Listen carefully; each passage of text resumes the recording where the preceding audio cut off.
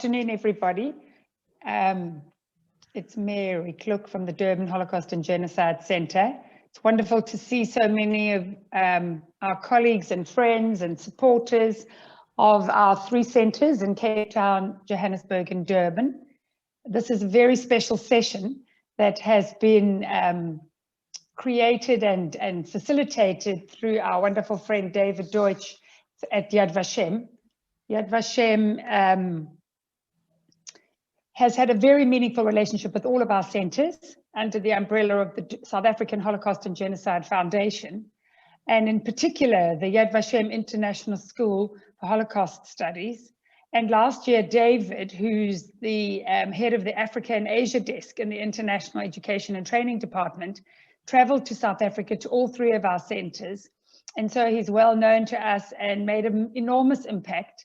Sadly, he had to rush back because of the COVID situation, but we've kept in close contact online and facilitated webinars together. And this was David's suggestion that we would offer the 3 workshops as part of a series for the members of the Johannesburg and Cape Town centres, for the volunteers, donors, and teachers and academics associated with our centres.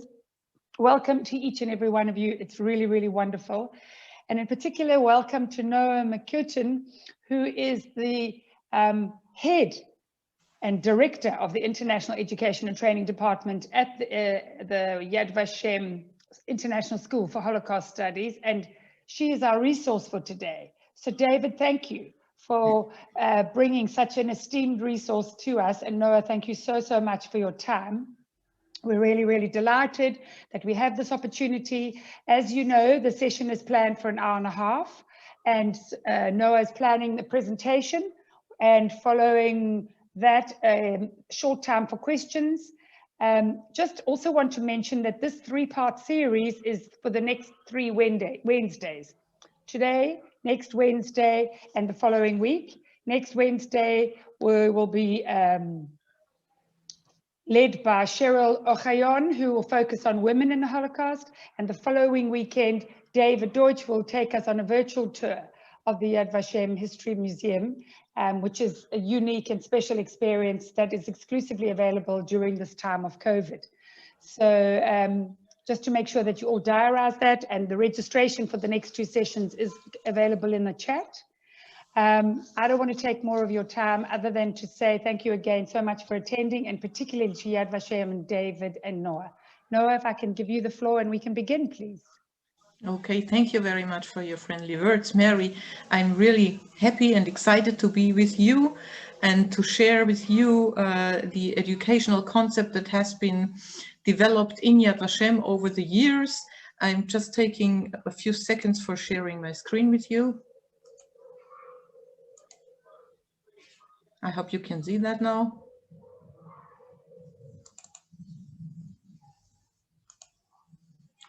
Okay, so let's start right away. As Mary said, I'm open for questions after my presentation. You might write them also in the chat or ask them just in a concluding discussion. Okay, as you know, Yad Vashem is Israel's national Holocaust memorial. And it is much more than a museum. It is a place where actually the biggest department is the pedagogical department, which is the school that Mary has mentioned, International School for Holocaust Studies. This school was in the very beginnings, in the 90s, focused much more to Israeli public than to international public, and only over the years, over the last, let's say 20 years, we managed to establish a lot of international contacts. So with all the 6 continents.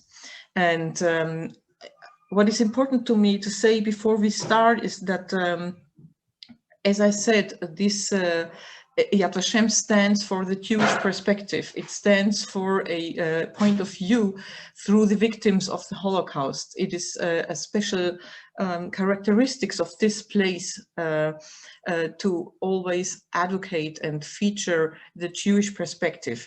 So it is not and never has been our expectation that non-Jewish educators or educators in other parts of the world will just switch to our perspective and adapt what we are presenting. But we are really convinced that a international dialogue with all partners over the world will be fruitful in a way for both sides, when both sides understand and be aware and learn to know deeply the perspective of the other. So it is not my goal to tell you how to teach the Holocaust and what is right and what is wrong. It is more my goal to present to you the Jewish perspective and the way and the implications that that would have to approach it general as a personal attitude, but also as a teaching attitude.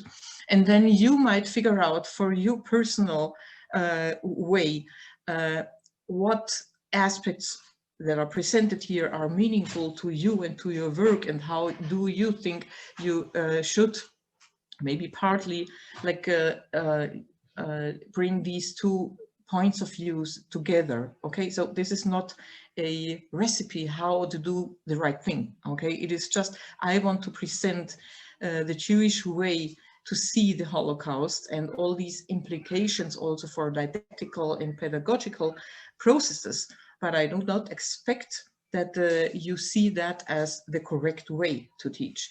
And before I start actually with this Jewish perspective, I'm going back to the non-Jewish, to the Nazi perspective. And I'm sure I'm not going to tell you something new, but it is important for me to point two aspects actually out here before we start. There were more genocides before and after the Holocaust. And of course, today we have established a scientific faculty which is called Comparing Genocide Studies. So this is not something new. When comparing genocides, one of the basic results of this research is that, yes, we can compare genocides. And yes, we see that any genocide has some specific characteristics and some who are common with others. And one of the specific characteristics of this genocide, of the murder of the Jewish people in Europe and North Africa, is that the plan of the Nazis was a total plan. I will elaborate on this a little bit, okay? This is taken from a speech of Yehuda Bauer, who maybe you know him because he's a very senior and renowned historian in Israel who publishes in all languages. So he called the Shoah or the Holocaust as the plan, quote, the plan of total annihilation of the Jewish people and the murder of those Jews who could be reached by the murderers. So what he's saying here is that the plan of the perpetrators was total. Unlike other genocides, the Nazis targeted all Jews. The final idea of this murderous ideology was killing, wiping out all the Jews on the world. Not those sitting in a specific region, not those following a specific way of life, like observant or not observant or whatever, or belonging to a certain level of society. It was simply that the world had to be what they called in German Judenrein, meaning pure or free of Jews. So this is a very specific and important point that we have to keep in mind specifically for this lecture. And we will in a minute switch the perspective, okay? Another aspect is maybe even more important for the understanding of what is following here. There is an encounter in each genocide of the murderer and the victim. And in most genocides, the murder happens immediately. Victim and murderer are together in one spot and the victim is murdered. So in the Holocaust, it is not the case. In the Holocaust, there are numerous meetings between perpetrator and victim, but the goal of these meetings, these encounters, is not to kill immediately. There happen other things that I could subsume under the word dehumanization. And this happens in various forms. For example, it can be the humiliation of a Jew that is beaten up or cut the side locks, or is forced to to urinate on a Torah scroll, or all these kind of things. These are things that are not going to kill the person, but they do something. Okay, there are more of these humiliation actions, Aktionen, as the Nazis really called them, that really do have the sole goal, the aim, to humiliate, in order to dehumanize the victims. So this is a very important point, because if we see this second layer, not only of the physical murder, which stands, of course, at the end of the process, but also this encounter of dehumanization that can take for years and can repeat itself ever and ever again.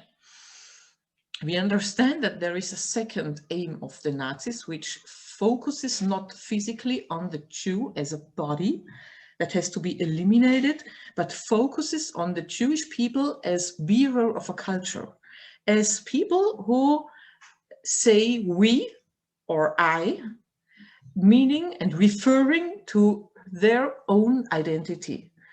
And this can be very, very various and very, very heterogeneous. Like this can be a cultural attachment, or a religious attachment, or a historical attachment to the Jewish people. It can be all of us or none of it, but it is a special form that every person who belongs to a certain people uses to talk about himself as I or we belong to. This is my history, this is my identity, this is my language, okay? And exactly this ability of saying I and we, and pointing out the affiliation to my culture, this is what was targeted in all these encounters of victim and perpetrators before the physical killing. And in this point, I want to make with you now the switch, okay? So we focused very, very shortly and precisely on only two aspects of Nazi ideology, okay, and also of like how was this Nazi ideology implemented.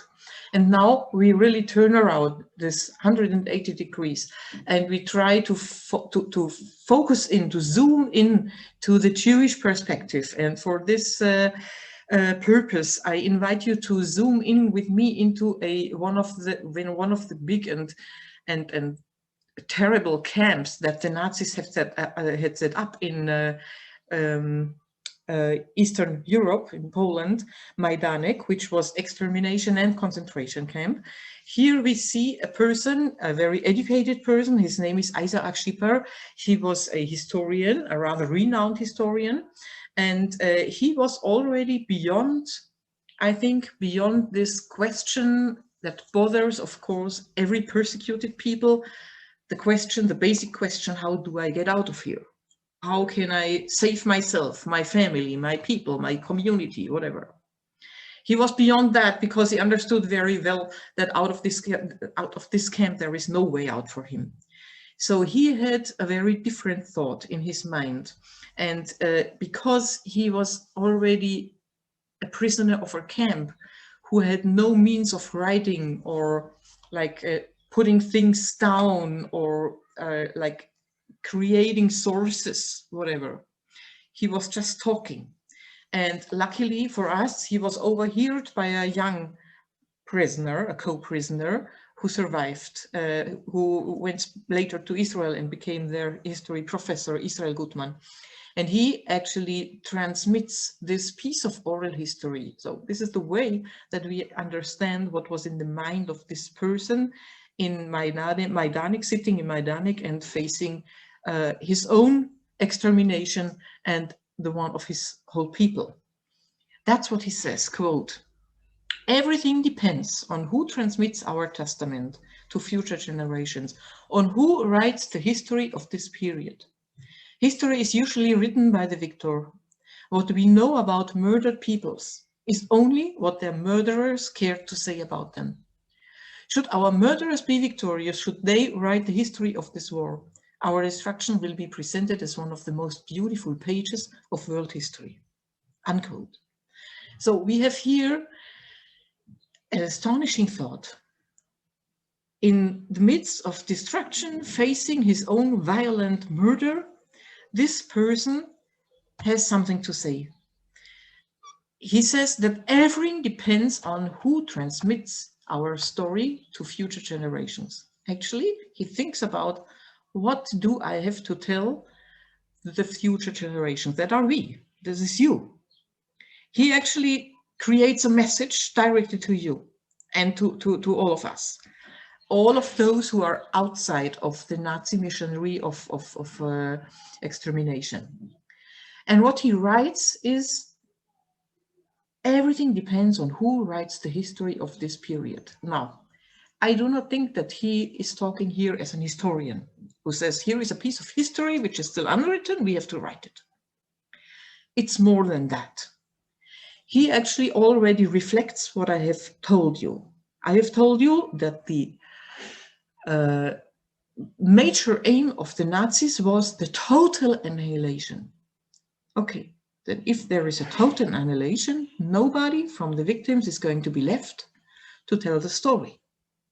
And if that is the case, the one who are going to tell the story are not the victims, but the perpetrators, those who implemented this ideology, who created this anti-Semitic and hateful ideology, and who worked to realize it. So they are going to write not only what happens, but also they are going to write who we were, we, the Jews, I mean. Okay, so they actually claim for themselves the authority, to be the authority to transmit historical truth. And this is the point that Isaac Schipper, actually he can't do nothing against this, okay? He is already completely helpless. But I want to show you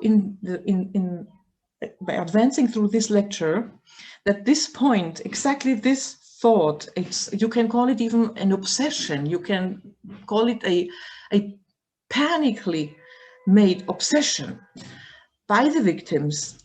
What is going to be left, what traces are going to be left by us in order to enable the future generations to really understand who we were and what happened. Okay, so the panic is not to leave this task to the Nazis.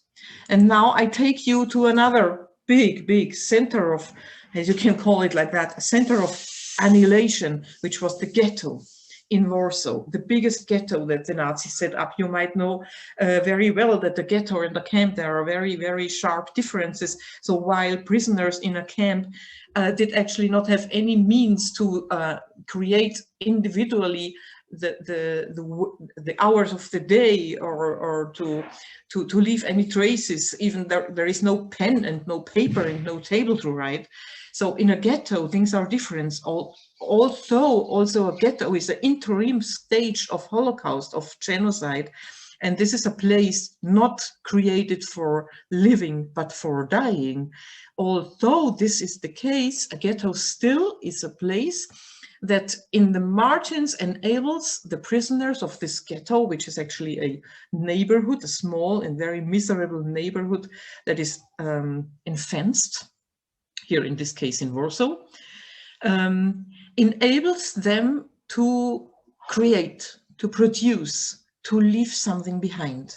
And here we have another intellectual. He is Emanuel Ringelblum is his name. You see him here with his son, Uri, who has, without having a talk with Isaac Schipper in Majdanek, the exactly same obsession, let's say.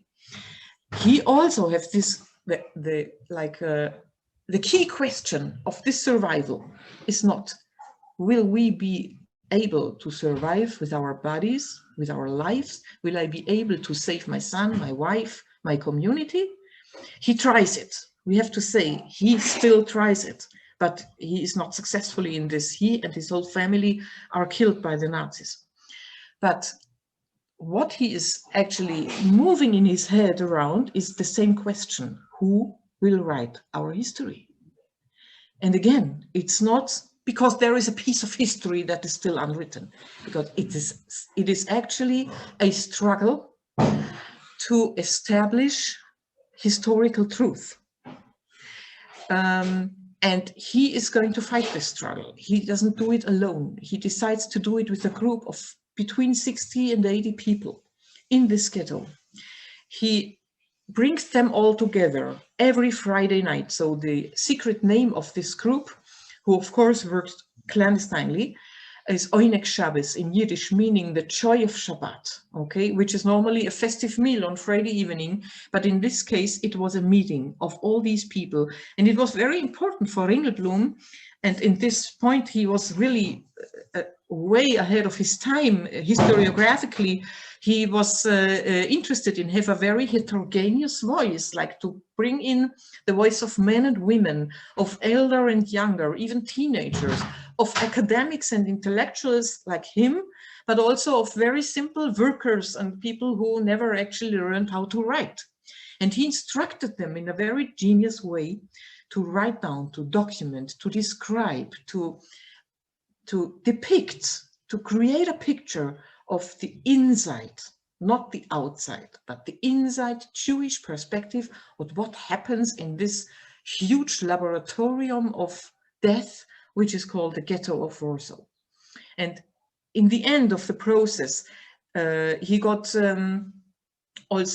he was informed about the pending revolt, the Jewish revolt in this ghetto. So before the revolt broke out in April 43, he took care that all these writings and description, all this picture of Jewish life and struggle will be entrusted to the earth. They somehow had to find a place on earth which is not on earth, so the Nazis won't find it. So they put it in these milk cans and sealed them and buried it like really in a grave.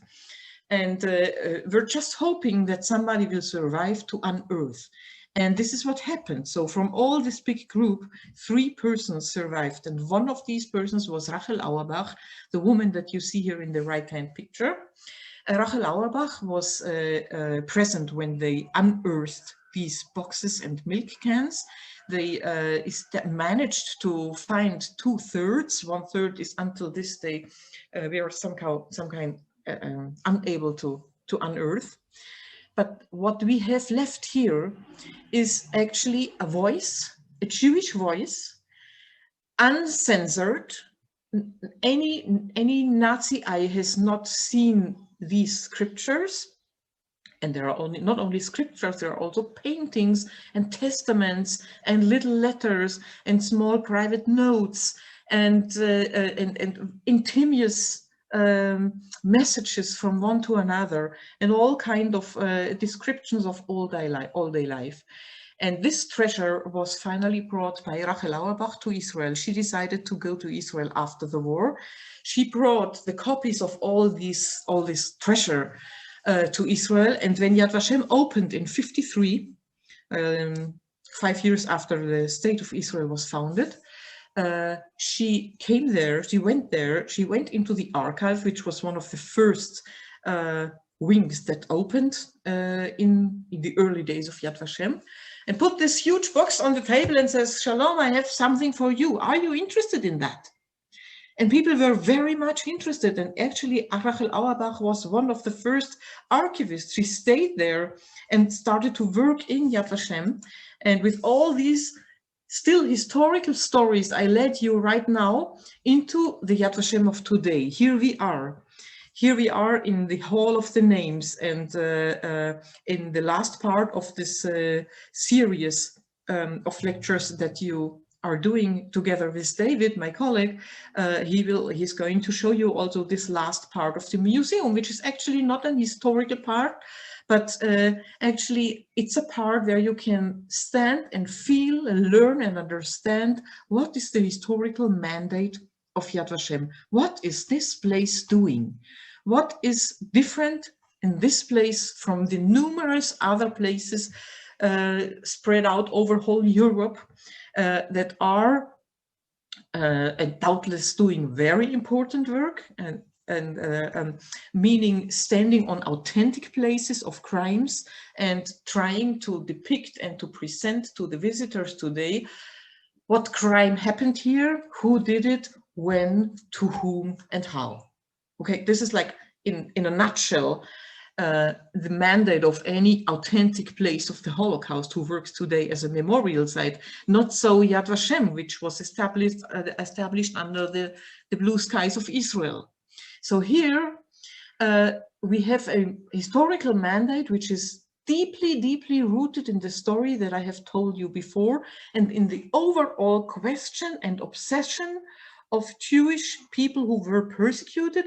Who is going to make sure that this story is not going to be told through the eyes of our murderers? So here is the institution who takes really responsibility that that might not happen. Here is the institution that establishes a memorial that is not a memorial to a big number of 6 million or to large tragic processes that actually led up to the extinction of Jewish diaspora nearly. But here is an institution that takes care that none of these 6 million voices is going to be unheard. And this is the mandate, making sure that the memory of the Holocaust will always be connected intrinsically to the people who went through this hell and who were murdered. So here is a database, and the name also, Yad Vashem, I mean, it says a monument to a name. Shem is a name, okay? In English, you would say Yad Vashem means a monument to a name, meaning Yad Vashem is doing every effort since its foundation to make sure that no name is going to be lost. And again, this is not being created as a list, a historical list. There are actually a lot of mistakes in this database because it is actually not made by Yad Vashem. It is made by all those who survived and remember the names, the birth dates, the faces, the whereabouts of the people who they lost, the loved one that they lost. Okay, of course there are some mistakes in birth dates, in writings, in spelling the names and all these things. This is not the point for us. For us, it's the point to make sure here is a system of memory that will respect every single person and will make sure that the Nazis aim to wipe out not only bodily, physically, every single person, but also the memory of every single person and the identity, to make sure that we are here writing the counter history. Still today, we are writing the counter history to this ferocious attack of the Nazis to wipe out. So from these names, of course, our educational department goes on, and not only the education, but also the research department. This is actually the starting point for us, and we going on to deconstruct and reconstruct the personal lives of the people. And I want to explain what I mean by de and reconstruct. First of all, in a first point, we really do have to deconstruct the way that we see the victims of the Holocaust, because nothing to do about that. We today, in the year 2021, are able to see the victims of the Holocaust mostly through media, for example, through historical photograph. And if you see the historical photographs, let's take just as an example, the photos that the liberators of the camp Bergen-Belsen in Germany made when they entered the camp. And they were completely shocked about that, what they saw. So they photographed. So what we see here is actually not anymore humans with human faces. What we see is the result of 12 years of dehumanizing and wiping out a whole group of humans. So we don't see personal faces. We don't see persons who get up and say, I am or we are. You see just skeletons who have only one thought, and that might be food and being safe and not being hit and tortured anymore. This is what these people have in their eyes and not more. So we need other sources. We need to deconstruct, first of all, all this mud that was like shed upon these victims, all these anti-Semitic lie, all this abuse. And if we have done this, we have to reconstruct the life, the own life, the self-determined life of this person that he had before he was victimized, or she. And these are the two main lines that we are following in our concept, okay? And here we are now actually already in a pedagogical discussion, okay? I have summed up for you a few implications that are rather universal, I would say, okay? But, and rather general also, but already can change the way you talk and you approach the Holocaust and you teach it fundamentally. First of all, again, to be reminded, the Shoah is a story of mankind. All people who acted there, be it as perpetrators, be it as murderers, as neighbors, as righteous among the nations who saved or tried to save Jews, or as victims. All those have one thing in common: they are humans. So the perpetrators were not non-human monsters and sadists, although they acted in many cases as such. And the victims were not skeletons and dehumanized, I don't know what, although that is the way they looked like during and after these horrific years. But all of them were humans. And if you want to teach history and reach students and make somehow also the point of relevancy, so you will never succeed to create a relevant story that is built up from, on the one hand, aliens like monsters from a different world, and on the other side, victims, skeletons. You have to bring them all together in one setting, that is our human planet. And because of your students and you as the teachers or educators or multipliers or in whatever role you stand in your lives are also part of this human society on our planet, it becomes relevant to you. So this is one thing. How do we do that? How should I present this inhuman, or one German socialist, he actually described it as anti-human. How do I bring this anti-human story into our classrooms as a human tragedy? So here are a few suggestions. First of all, break down the number of 6 million. Break what we call collective subjects. Split it into individual stories. Individualize history. The elder the students are that you work with, the more important it gets to contextualize this story. Because if you present just a story, let's say you take a survivor, let's say you take the story of a Jewish teenager who went through all this hell and survived, and who is able and willing to tell his story. Let's say this is your source. If you focus only on his own experiences and what he has went through and his thoughts and his acts and his decisions or non-decision, then your students will understand something very dangerous. They will understand, okay, the Holocaust was a very dark tunnel and the miserable and poor Jews had to went through it. But that's actually distorting history. The Holocaust was a daylight event. It took place in cities, in places, and we can name them. In different countries, more than 20 countries were affected in this or another role in this event. It has a specific time. It is not a story that all the way repeats itself. Maybe, let's say, today with the refugees crossing between the continents of this world. Or if we have cases of racist mobbings or bullying in our schools, we should be very careful not to decontextualize all these individual cases and to equalize everything with the Holocaust, because That way the Holocaust will actually deteriorate into a mere symbol of evil.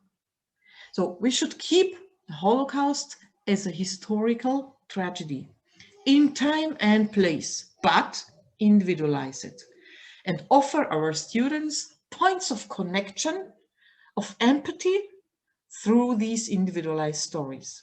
So one point is, for example, if I choose to talk about one individual who went through that in its context, I will not start to tell the story from the beginning of persecution. Okay, we know all, this is a bad story that started in 1933 when Hitler took the power or came to power, was actually voted into power, and 1945 when everything ended with the capitulation of Nazi Germany. Okay, that is correct. This is the frame, this is the historical frame.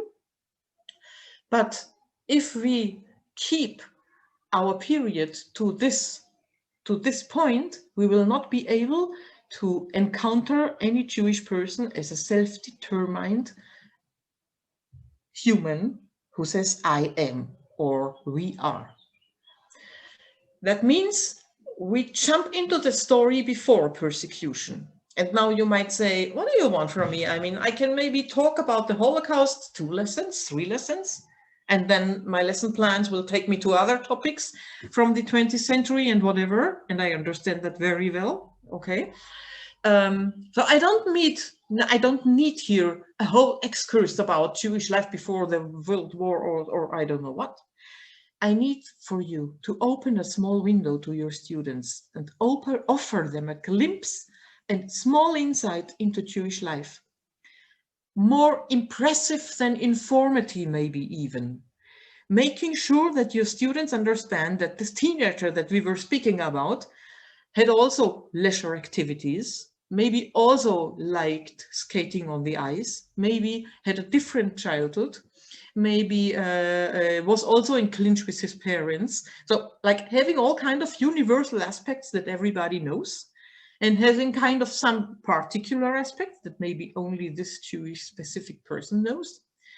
Like, for example, how did it smell in this house when the parents prepared for Shabbat on Friday morning? This is not an important historical information, but it is didactically for us important to offer a picture, a well-painted picture about this person before he or she enters the hell of Nazi persecution. Because we want to meet him as a person, because we, today, our students are also these self-determined persons, and we would like to connect on eye level. Another thing would be presenting the Jews not only by talking about them. That is a very big danger that happens in actually every European countries where you don't have today a really strong Jewish presence. So there is a strong tendency always to talk about the Jews were, the Jews had to, the Jews are, the Jews were forced to, and so on. So we have this anonymous collective subject, and we have to break this down, I said that already, through their own voice. So I told you how much Jews struggled, even sometimes beyond any rational decision, to create these voices and to preserve them, to put them like somebody takes a small message and puts it into a bottle and closes it and throws it into the sea, you know that? Okay, like some children are doing that. Like they are creating the message, they're putting that away from earth, down into the earth or into a crack in the wall or any place that the Nazis can't find, in the hope that this will be read. And these are exactly the voices that we are looking for. These voices, that's what I need for teaching. A voice where a person says I or we, ego documents, you can call them. And finally, today we are more and more stressing out the fact that the Holocaust was not happening in this kind of triangle that I was meeting in when I went to school as a student in Germany, where I grew up. So I was taught the Holocaust as a national tragedy between Germany, Poland, and the Jews, triangle. Okay, so today we tend much more to explaining that the Holocaust is a global event, of course, which does not ever, even for a second, diminish the responsibility of Nazi Germany. Of course, this is very clear and specific. But this catastrophe affected whole Europe, including Africa. And this transnational character can help us today very much when we are teaching all kind of also multicultural audiences, like people who through their maybe national background would not have such a strong connection to this tragedy. Okay, but we would like to have the connection through more universal aspects, human aspects, that's what I said, and also transnational aspects.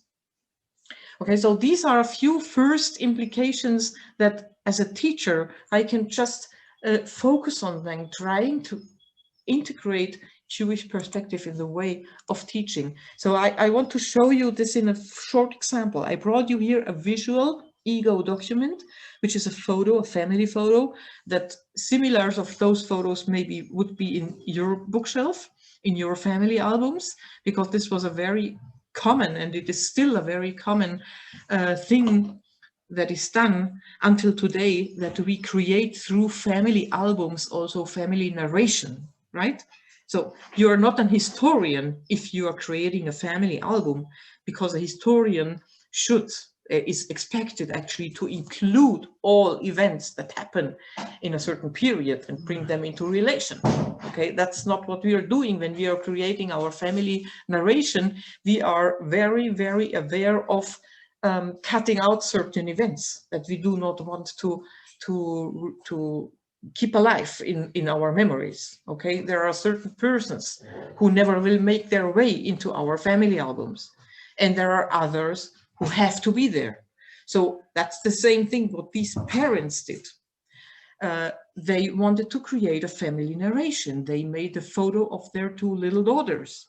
They did this in one of the big European metropoles of enlightened Europe. It was Budapest, Hungary. Okay, and there is a huge Jewish community in this city, there was.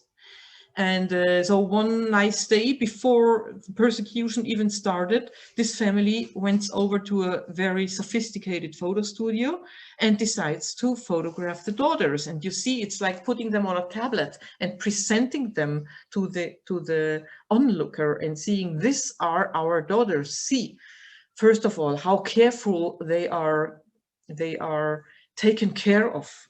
Okay, like can you see, for example, the social, a hint to the social milieu of this family? It is, of course, at least middle class, bourgeois middle class, okay? We arranged everything in order to have a proper photo. Another message is this unity in the photo. Please note that both girls have exactly the same clothes and the same makeup, like, okay? There's completely identically presented, and the bigger girl was told obviously to put her hand around the smaller girl in order to even strengthen this impression of unity and belonging, and we're together and we take care for each other. This is our idea of family. Okay, so another point would be, for example, we are an urban family. There is no village in the background like you have on this second photo that I just bring in for seeing contrasts. I talked about this heterogeneous, or about the various aspects of Jewish life that existed before the war. So here is also an ego document of a group of people who have a completely different self-narration, meaning we are observant, we are living together, we are living not in a big urban center, but in a small shtetl, meaning in a village, keeping the religious mitzvot together and having all the signs of our Jewishness inscribed in our appearance. And now go back to these little girls. Do they have any sign of Jewishness having inscribed in their appearance? And the answer is no. And why is that the case? Because obviously it was not important to the parents to point out we are Jews. So those parents belonged obviously to this very big group of European Jews who found it more important to be a acculturated or assimilated part of European societies, not pointing out their Jewishness too much. Maybe attending synagogue at the big holidays, maybe yes, maybe not.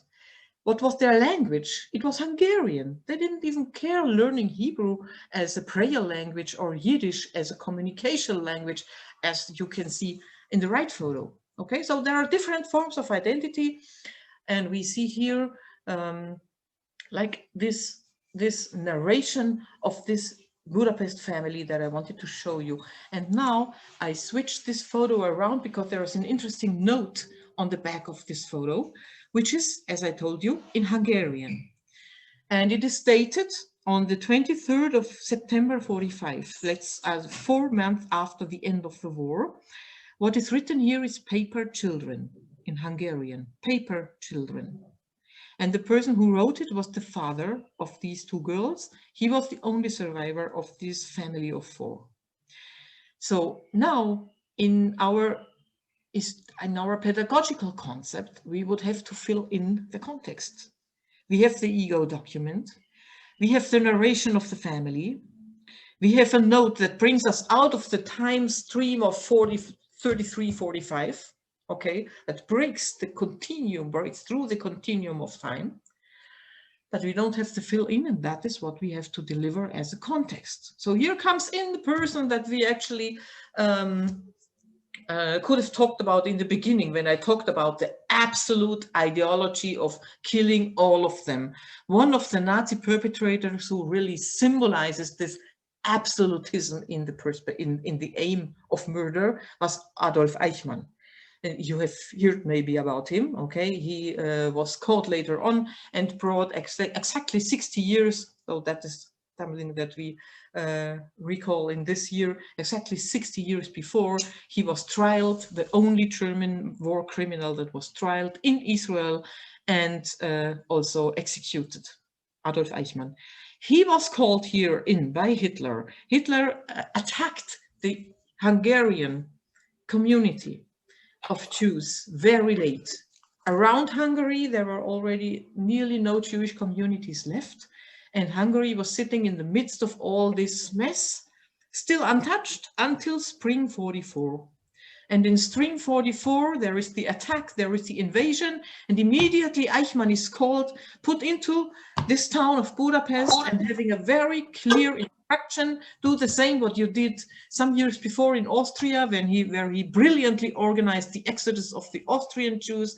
Now here it is the exodus of the Hungarian Jews, but not into emigration elsewhere, but straight ahead to Auschwitz. He called Auschwitz, they were very cooperative. They offered to build an extra ramp in the extermination camp, not the old Auschwitz that you know with the famous symbol of Arbeit macht frei, this entrance situation there. They even didn't see that. They didn't have a clue about Auschwitz, but they were killed in Auschwitz-Birkenau. Maximum 30 minutes after their arrival, they fell out of the train. They were standing up very quickly, organized in 2 queues, men and women, and selected. That was the way the Nazis spoke. So the selection in this family went like that. The father was esteemed as a person who will be able to work for another few months. The average lifespan in Auschwitz for a healthy person was 3 months because of the horrifying life conditions there. But he held out a little bit longer until they arrived in May. So he held out until the liberation of this camp, which happened in January 45, as you might know. And the mother of the 2 girls, together with the girls, was immediately selected to death, meaning they didn't have a large way to walk. A little bit down the ramp, and then on the right hand there is a series of 4, 5 gas chambers, and the first that would be free was for them. And then comes the death struggle, and then comes the cremating of the bodies. And after 30 minutes, you have just a little bit of ashes. And now you can go today to Auschwitz and turn the archives around and look for some information about this family. You won't find nothing about these two girls. The only document that is left from them is this photo. And this photo was, that's actually a miracle, kept by the father through all his persecution, years of persecution. And so on one day, this very deeply traumatized man sits down and writes what he writes on this postcard. Later in the years, he goes to Israel because he just feels he doesn't have really another place to go. And the specific thing with his trauma was that it kept him from speaking. He was one of these non-speaking survivors that we have. We have a lot of them. We have, thanks God, also a lot that are speaking and are willing more and more even to speak. But this was a person who did not share his stories with no one, even not with the second family that he had in Israel. No one knew about this story. So one day he comes to Yad Vashem and asks for a page of testimony. This is what I showed you in this round hall of Yad Vashem. This is the hall where all these names are stored physically. Also, the site that he fills in. Look, it looks like that. That's a form that he was given. He comes rather early in the first years of Yad Vashem. You can see that here, 56, okay, 3 years after the foundation. He's given a page. He fills in the name of his former wife, Frieda Schönfeld. He even leaves the photo to Yad Vashem, and he fills in here down. These were the old pages where the children were noted on the same page with the parents. Today it's an extra page for every person.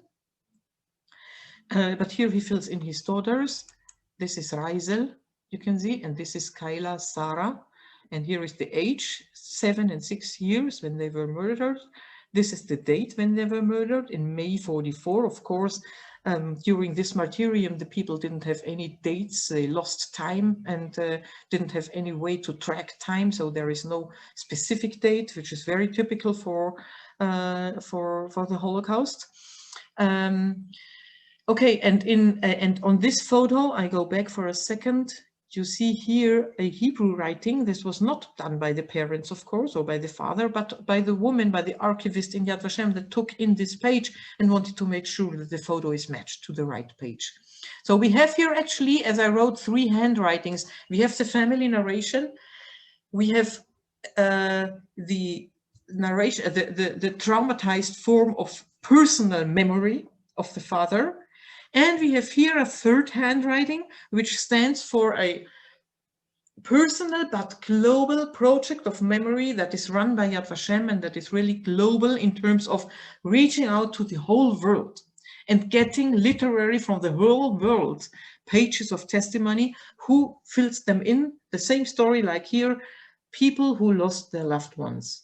More and more today also some teachers who do some research with their students and figure out, for example, the Jews that were living in their village or in their town or studied on their school. So we are getting also now more and more pages of testimony from this field.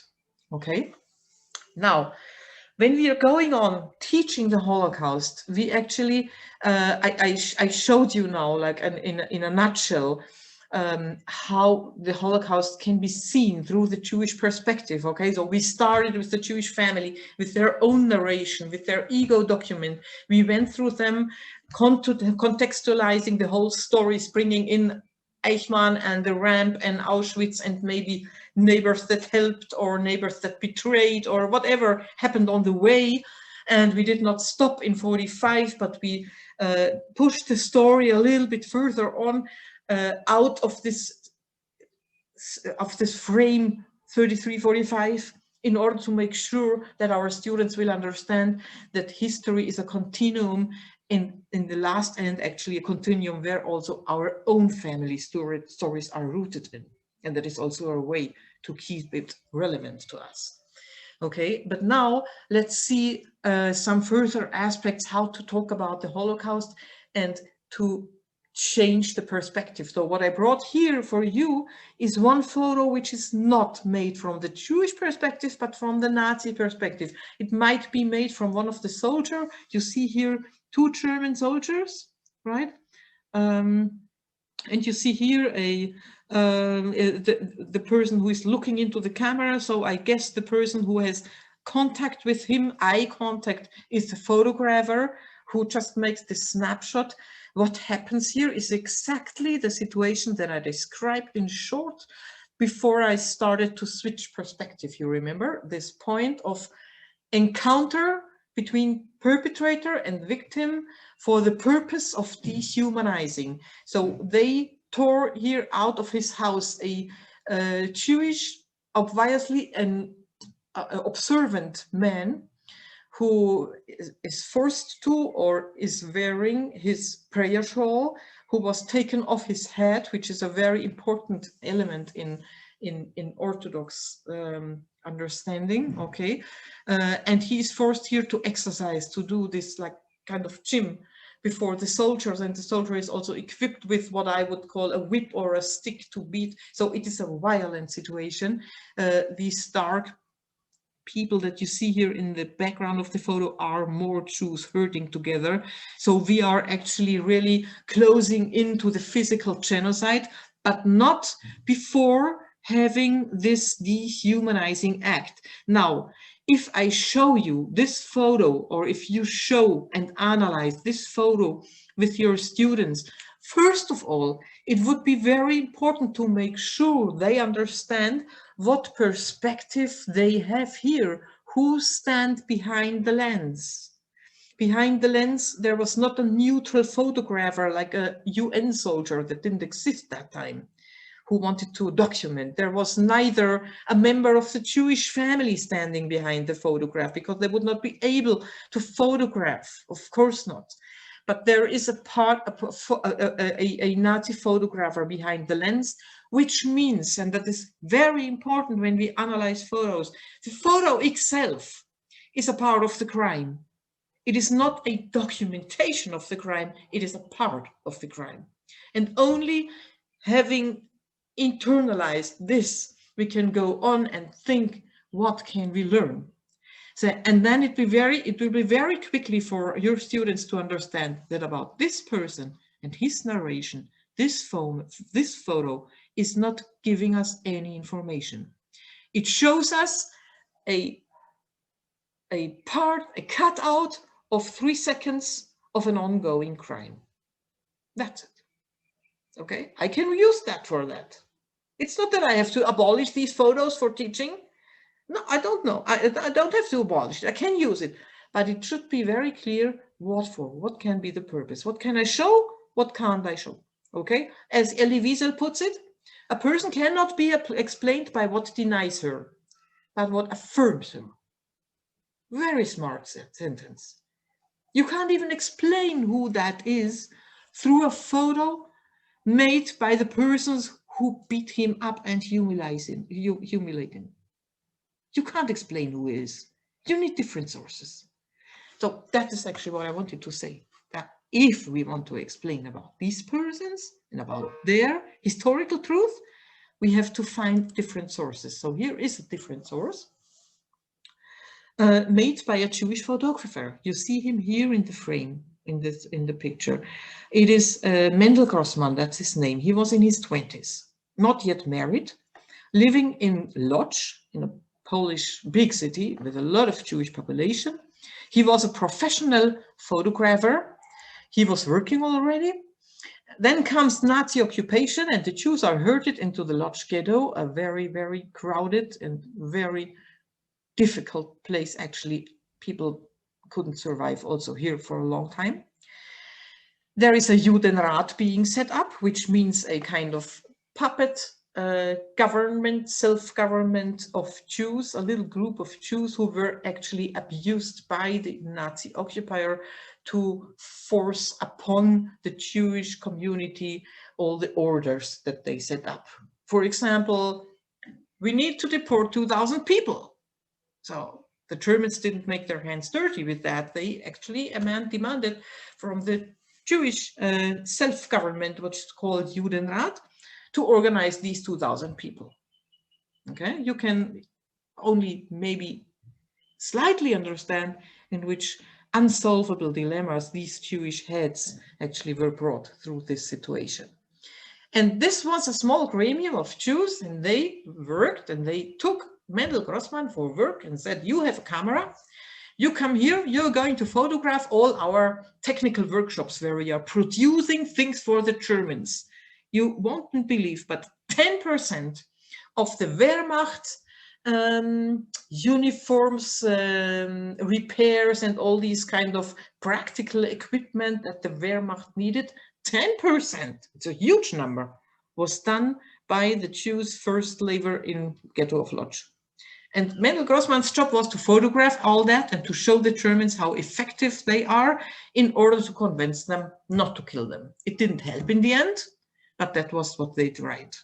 So here is Mendel Grossman. He got a letter by the elders of Lodz saying, you're not allowed to take any photo privately out of your work hours.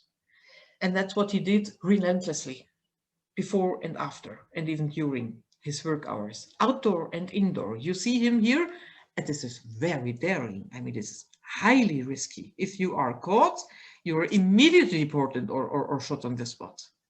So you have here a person who is documenting. What is he documenting? That is exactly the interesting question. What does Mendel Grossman think is important to you and me, to all of us, to know about Jewish life and struggle and death in Nazi-occupied Europe? What are the points that he wants to make clear? What is the counter history that this person writes with his camera? And you see this, for example, through this photo that he made from his father. His father was an observant, religious Jew, unlike his son, who was already not. But he highly respected him, and they together produced this masterpiece of self-portrait of the father, showing him in the full concentration of studying the Holy Scripture, with a wonderful light in his face and the beard, very clear, very clean, very quiet and calm, his head covered. Like, that is the perfect, it's me. Okay, that is the perfect presentation of this person. That is who Samuel David Grossman, the father of Mendel Grossman, was. And in order to show you that I'm not speaking just about nostalgia, I'm not speaking about klezmer music, which is nice, okay, about emotions which can be awake, okay, which can be like triggered through these photos of pre-war Jewish life. I don't mean all these kind of nostalgic thoughts. I go with Mendel Grossman himself and explain what he did. He thought it was important to portray his father in order to make sure to preserve his real self-determined identity. But at the same time, he thought it important to document what happened to him, what was done to him. He photographed him in the last moments of his life, which is the middle photo here. Getting the last sandwich eaten, the last piece of bread, and then he was dying. He photographed him even after his death. Okay, the dead body, which I decided not to bring here.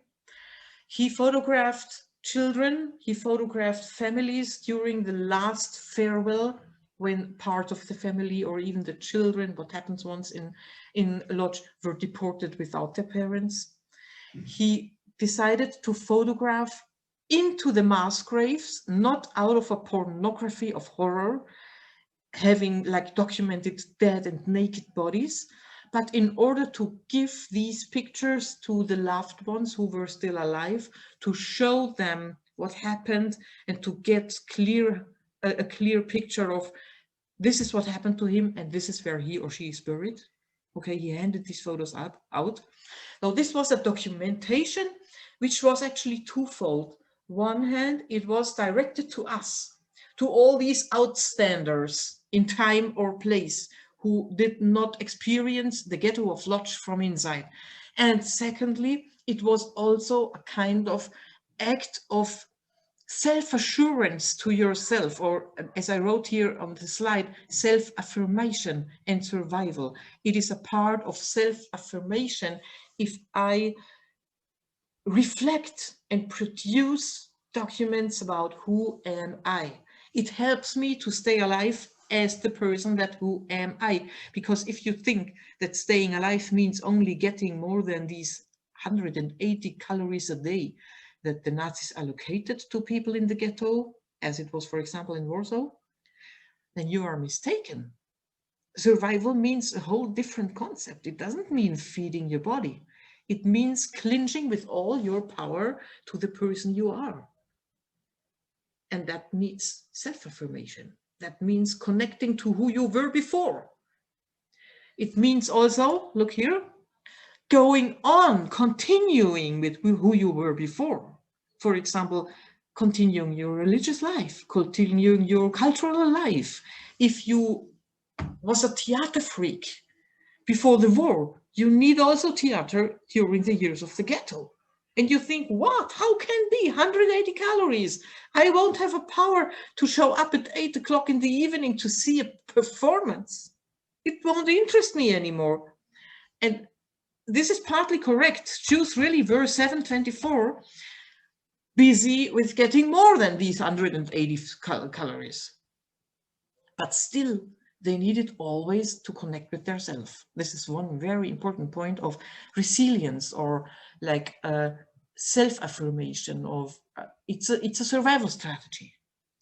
And the other thing that they did, and this is something more practical because I didn't want to show you the Holocaust as a kind of paradise of creativity, okay? Sometimes you think, wow, they played theater, they did this, they did that, they painted, they created, they educated. You just don't believe it, okay? And all the museum is full of these acts of self-affirmation. But there were the most acts and decisions of these Jews were actually focused on keeping yourself alive, like going through the days in a way that makes sure that in the evening you're still alive. So there was also, for example, a committee. You remember the story of Ringelblum that I told you, the young historian that set up all these clandestine archive. He was also in a committee, what they called Alleinhilf, which is nice Yiddish. In German, you would understand it. It means like self-help. So there was a group that they built, creating strategies of self-help. Help yourself because the Nazis won't help you. So one of these things that they did, for example, was this poster, wall poster. Okay, there is written in 2 languages, in Yiddish and in Polish, what to do if, again, you will get a frozen and rotten portion of food, let's say potatoes. Don't eat them immediately, but do it like that and cook them and like a very practical instruction how to survive, because you can't eat frozen potatoes, you will die from that. So how do we know that? It was also taken off the wall from Ringelblum and put into these milk cans. It's as if he would have put the Facebook page of the ghetto into these milk cans, like all these wall posters. That was a very important means of communication, of internal and external. Okay, also the Nazis used this platform in order to put posters and new laws or whatever and decisions on the wall. And now I'm coming to my end. I want to show you one last aspect. This is very strongly connected to what I said right now, to the self-help, okay? There were some people in the frame of this self-help committee who founded soup kitchens. And soup kitchen is a classical welfare thing, right? So it's as if there would be an institution who has the means and the control to set up a soup kitchen. But that wasn't the case. It was not some kind of welfare institution coming from outside and sitting in the ghetto and providing the Jews with soup. It was the Jews themselves. And there were no privileges. So how did they create that? I don't go into that. I just want to make sure you understand there are Jews who are starving and in danger every time that they cross the street. And they set up these soup kitchens. And there is one soup kitchen, the biggest actually, a kitchen where you can read in nearly every diary that was produced in this ghetto. It was the one of Rachel Auerbach. She was the woman I told you, part of Ringelblum's clandestine underground archive. She was beautifully contributing to that. She was actually a journalist. She really knew how to write and describe small and intimate situations. And she was also a very practical woman, and she was a part of this health committee, and she ran a soup kitchen, a very big one. It's not hers. I think we don't have a photo of hers. So she stands there with one pot of soup every day. She has a very subsidized price of 20 zloty, which was in the most cases not the problem to bring. And then we see her there standing and handing out the soup, but, and if you tell this to your students, they will be furious, understandably, but she doesn't give soup to everybody who comes. For example, there is coming a very, very weak elderly man who barely makes it the 3 steps up to her counter. He has 20 zloty, but it doesn't give him the soup. And that happens several times a day or a week. So it seems that Rachel Auerbach is doing a kind of selection. Who will get the welfare and who won't? Now, as I told you, your students will be furious and they will immediately start to speculate. Why does she do that? That's not fair. How can she feel that she's better? Maybe she wants to keep it for herself or for her friends and all these things. Okay, so I really ask you in any historical teaching not to give the students too much to speculate about what's in the mind of people. Okay, if you don't know what's in the mind of people, it's better to leave it, because otherwise your students will fill the gap, and that will sometimes really bring them into a completely false direction, as I will show you here. So in this case, I won't leave you in speculation. I bring you a document, and I would even have another one, but I don't have it here. We have 2 documents that explain very clearly what was in her mind when she acted like she acted. And this document is, again, we have always the same names, Emanuel Ringelblum. They were befriended. They ran the soup kitchen also in cooperation. Both were in the self-help committee. Both were in the Ringelblum archive or in Xabes. So they worked closely together, and obviously they talked together about something which disturbed them, which was very difficult for them to do, namely exactly what I told you, this selection, who will get the soup? This is a fundamental question if you stand there all the day, because you of course feel very bad. So here what Ringelblum writes in his diary, which was also, thanks God, in these milk cans. He writes, quote, "Welfare doesn't solve the problem. It just prolongs the life a bit more. It remains a tragic dilemma. What should we do? Should we distribute food in small portions to everybody so nobody will survive? Or should we give bigger amounts of food to a small number of people?" That is the dilemma. You know all what is a dilemma. It is a decision between 2 antipodes, and you don't want to go with neither this or that solution. But you have to. So this shows us now this soup kitchen as a welfare institution, but actually as a welfare institution of people who are in the same boat. And I shouldn't say boat, I should say with people who are part of the same genocidal setting, with everybody together. Though they are per se not in a better situation. They can't say generously, I have it and you get it. The soup, for example. Okay, but they say, we do all our efforts, and believe me, these were tremendous efforts, to bring this pot of soup into the ghetto every day. And we will decide who will get it. And we have a certain criteria. So what was the criteria for them? The criteria was, some of us have to survive. This is not about helping myself, helping my friend, doing a good deed. Okay, like it's not about morality even, because I actually am destroying my own morality because I'm selecting. But it is about creating a small group of potential, most of them younger and stronger, Jews who might make it, who might survive, who might be the nutshell from where the Jewish people will emerge after everything will be over. That was the rationale. Not doing good. I mean, of course it's doing good. Of course these people took the soup and they were just happy about it. And they wrote in their diaries about it and everything. But it was actually another aim. You see, this aim is an aim that you produce in a genocidal setting. It is not an aim that you produce in a world where you are expected to do good, and you will do good and it will be rewarded or whatever. This is a setting of our today's world. It is a setting of the world then, but out of Nazi occupation outside. But it is not something that goes together with our ideas of morality.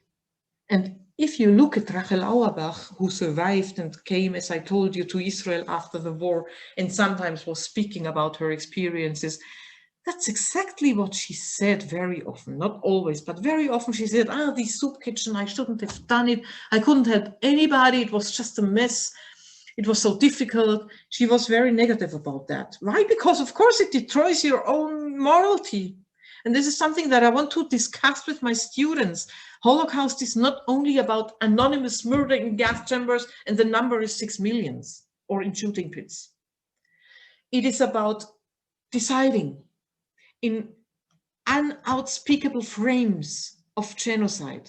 It is about making decision and acting, going through dilemmas or choiceless choices, how Lawrence Langer, a very renowned Holocaust scholar, put it, choiceless choices. Yeah, I mean, you make a choice, but you don't have really a choice because you are slated for genocide. And that destroys not only your body physically and your human respect for yourself, it destroys your morality, it destroys you from inside and from outside. And it shows also something more. Jews are not these like sheep who are led to the slaughterhouse. Jews are a struggling group of people, divergent, not always the same mindset in their head, who are doing choiceless choices all the day, forced to do that. They are not a homogeneous, anonymous mass that is pushed into the gas chambers. So this is also a way, a means to break up this stereotype of the passive victim. Okay, or the other way around, the active perpetrator. Okay, we have Eichmann. We can actually assume that he never killed a person, but he was responsible for all these, for the logistic of all this genocide. Okay, so this is something that is very, very recommended to us, focusing on decisions, focusing on the frame of action that they are made in. Here we have an exit route. We are not going into that now. I'm closing in the next 2 minutes. We have an exit route to talk also about perpetrators. Okay, meaning also perpetrators were people who made decisions and action, but the frame of action that they were living in was completely different from the frame of action of the victims. So we shouldn't compare, even that there were Jews that started to collaborate with Nazis in order to save their life, or that volunteered for the Jewish police or whatever in a ghetto. You can talk about them, no problem. There is no taboo about that. But don't compare them with the policemen of the Germans or with the perpetrator of the Germans, because they were definitely not in the same frame of action. Okay, this is only just a small window that opens us in the direction of talking about perpetrators, or actually all of the other actors. I would call them actors that were then living on this place, on this earth, on these bloodlands, if you want to go with Timothy Snyder. And now I'm ending my slide with this beautiful photo of a beautiful lady who also was born in Budapest and sitting here with her great-grandchildren. She wrote to them a letter because she wanted somehow to keep history alive for them. And that is what that is the end. These are the last two sentences, three of this letter. I read it out to you. For me, the Holocaust did not end at the day we learned that we are free and the war was over. The Holocaust will be with me all my life until I will die. You cannot get rid of the past, but we have to keep hoping for a better future for our families. And her name is Vera Dotan. I appreciate her very much. She was very often speaking to our groups who could in the better times make it physically to Yad Vashem, to our seminars. And I brought her quote here for two reasons. First, because she makes very clear also again that history is a continuum. History goes on. Although persecution and Shoah stops very clearly at the 8th of May 45, then comes the 9th of May. And survivors and their families are just going on living with this trauma. They live very well, or they live very bad, or most of them live something in the middle, but they live with this trauma. Story is ongoing. This is one point that she makes here very clear. It's not that, okay, the Nazis are over and my life is going back to normal. That's not the case. Most of the victims did not reconnect to their life before, also not in location. Okay, most of them left their original locations and returned to their new lives after the war elsewhere. And the second point why I bring that in here is because Vera Dotan was one person that, as I told you in the meeting with, for example, European teachers, always at the end of her testimony session, she stood up and she said thank you to the teachers, to the listeners. Thank you for coming. Thank you for being here. Thank you for listening. Thank you for studying about the Holocaust. Why does she do so? Because she thought and was convinced that only a dialogue between the two of us, the Jewish and the non-Jewish, those who are the followers of the former victim society and those who are the followers of the former perpetrator societies, only if both of them will speak together and exchange their perspectives, we'll learn to know and to respect these perspectives. Only then we can really build a better place here. That's what she says, a better future for our families. And I would like to focus that on a better way to educate our students and to teach about the Holocaust. And that's why I would like to thank you now for being here and for listening and being together, sharing this virtual space together with us and with my colleague David. And thank you for listening and thank you for being open to this perspective. And I'm looking forward to your comments or questions. Noa, there's a few questions on the chat. You can read and... I was going to say, no, it was the absolute privilege for us to have had this wonderful perspective from you. The idea of focusing on the frame of action is so important, and I think just was illustrated so beautifully in the way that you throughout the lecture. I also love the way you speak about survival, not just calories, because people think about surviving as a form of getting enough bread, but feeding your entire identity. There was so much, and I look forward. Thank goodness we have the recording, because I think many of us will be very, very pleased to unpack many of the concepts that you shared with us when we get the recording in the coming days. Thank you so much. I just want to refer to a number of things in the chat. I know that we're running out of time, but I'm sure people, other than those of us who had frustrations at 5 o'clock with this stupid load shedding, how can we present Claudia Blythe, who's the education officer in the Durban Holocaust and Genocide Center, is asking, how can we present these moral dilemmas in the classroom to learners without risking the learners filling the gap, as you referred, but also involving them in the discussion? Yeah, that's a very, very good question. It's actually a methodological question, okay? I am very much a friend of open learning situations and open learning settings where we give out the sources, and very often I like also to give out like a bunch of sources, different covering different aspects, and working through them and bringing them together and discussing them. Though it's not like here is the dilemma and I give you the solution and the answer. What I did now, okay, which was of course not a methodological setting because I'm speaking in a lecture to professionals here, but actually have this self-detecting learning settings where you really confront students with sources. So a source is not the ready answer. A source needs to be interpreted, understood, set into relation, brought together, summed up, reproduced, and all these intellectual abilities are something that we have to train. It is just what I wanted to warn about, or to be careful about, is throwing in a situation that is per se completely out of our world, thanks God, okay, because we are not living in these genocidal situations anymore.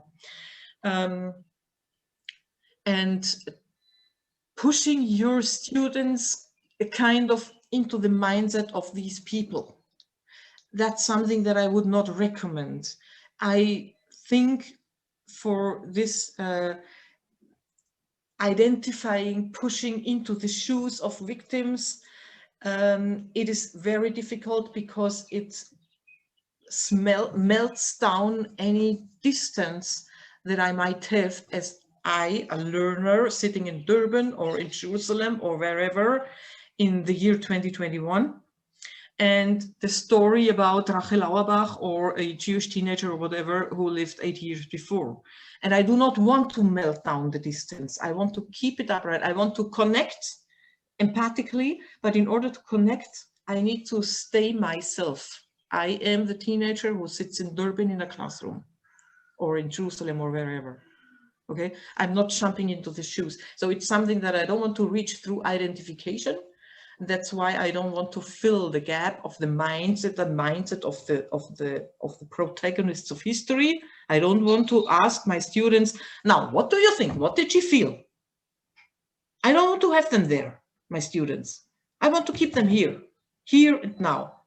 But I want to try them, to give them the right sources, to analyze them, to have the ability of bringing these sources together and find answers and find questions, even more important. I hope that was kind of interesting. We have helpful. We have actually a whole other lecture about all these very important questions, but it's of course not enough time now. Thank you, Noa. So Tony LaRue says, thank you so much for an important and informative and very thought-provoking lecture. It will certainly impact the way I teach. I'm sure that's music to your ears, to be able to have somebody affirming that what the experience they've had will impact the way that he's teaching. Please, could you talk to whether the Nazis persecuted the Jews due to their notion of the Jews as a distinct race or because of their religion? Or was this one and the same in their view? It's a question that students ask, and he's asking for your thoughts. Yeah, it's a very important question, and this would be a historical lecture or actually a lecture about Nazi ideology, but I want to make very shortly only clear that the answer is religion the Nazis didn't care about, not at all. It was not important for them if they are observant or not observant, or even converted to Christendom or to any other religion. They couldn't care less about religion. They cared about race. They actually completed or developed a ideology that started already before Nazi time, actually coming from biological researchers like Darwin and all these, who started to create categories of races, okay, in the world of animals or in the world of nature in general, and also transferred actually the idea of races to the field of mankind. So instead of seeing all of us being one big race of animal, starting with Homo sapiens, okay, originating somewhere in Africa, which would be